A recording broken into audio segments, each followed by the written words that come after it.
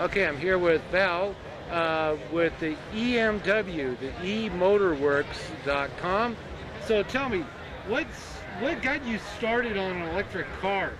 Well, so my original background is in physics. Actually, I'm a hardcore tech guy, and I was always fascinated with electronics and electric propulsion. And I wanted an electric car from the very beginning. You know, Tesla was started in 2003. I wanted an electric car right then. But what I found is that all the electric cars that you can buy are too expensive today. And what we're starting to do now is offering these electric cars based on the best models of gasoline cars out there at a very low price, generally 1/3 or 1/2 of the price of the comparable new EVs. Okay, so going around doing the cars, and so okay, we see all this stuff on the internet, blah blah blah. But I imagine when you start on this, it's like, oh geez, I didn't know about that. A lot of self-discovery kinds of things.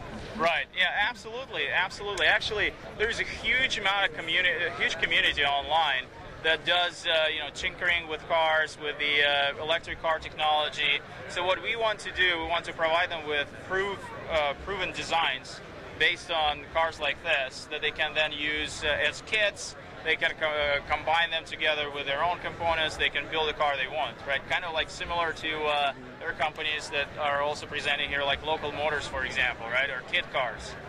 Okay, so tell me something. This is an interesting name you have for your car after the German automaker. So you've not had any copyright issues with them, have you? No, well, at least not yet. And we talked to them a couple of times already about getting these cars actually without engines and without all the gasoline stuff. And it's going on. So no, not yet. So now these vehicles roadworthy, are they registered? Yes, absolutely. So we are registering them as electric. And we're getting the stickers for them for the carpool lanes.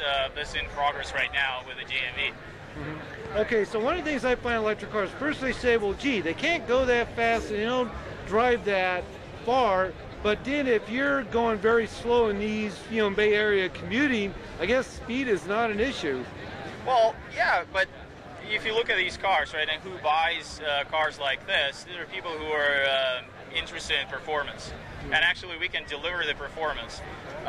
Unless you bring M3 to us, we can make your car faster. That's our pitch, right? So if you bring us a 330 model, which is that car, for example, it's 2001 330 CI with a 3-liter engine, 220 horsepower as original.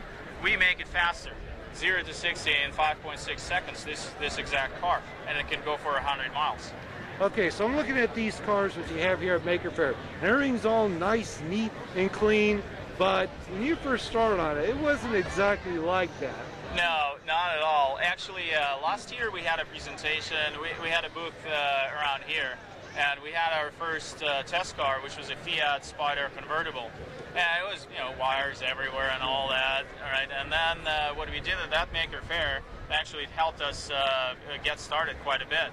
We surveyed people and asked them, hey, if you want to convert a car into electric, what type of car would you like, right?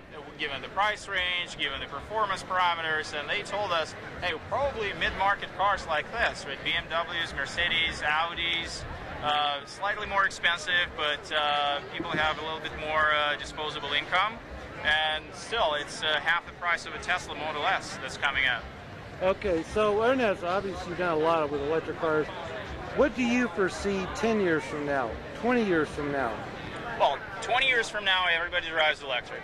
10 years from now, let's say maybe 20-30% of the cars on the road are electric. And the way we think about it is that with the lifetime of a car in the United States being about 10 to 15 years, you have to go into conversion to make a dent in the proportion of the cars that are electric on the road. Like, if you think about it, last year, Nissan and GM sold only 20,000 electric vehicles, new electric vehicles, mostly because the price is too high, right? And at the same time, there are 250 million vehicles on the road in the United States that are gasoline vehicles. So if we go after that installed base and start converting those vehicles into electric, we can actually make that transition much faster.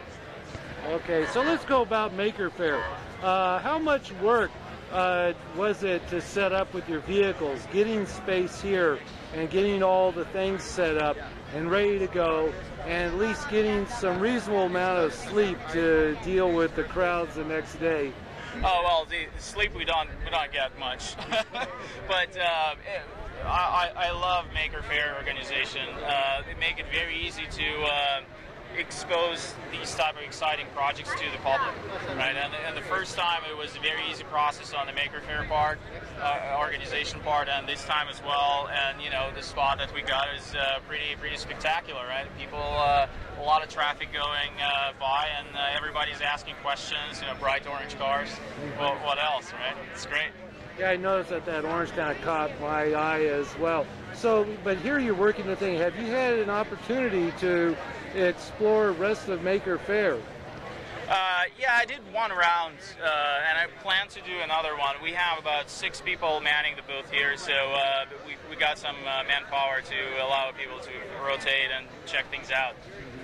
Okay, well, this is all very exciting. So perhaps, maybe, I don't know, if 50 years from now or 100 years from now, somebody can watch this video and they can see where it all came from. All right, here with Val at the Maker Faire 2012, and thank you. Thank you, Michael.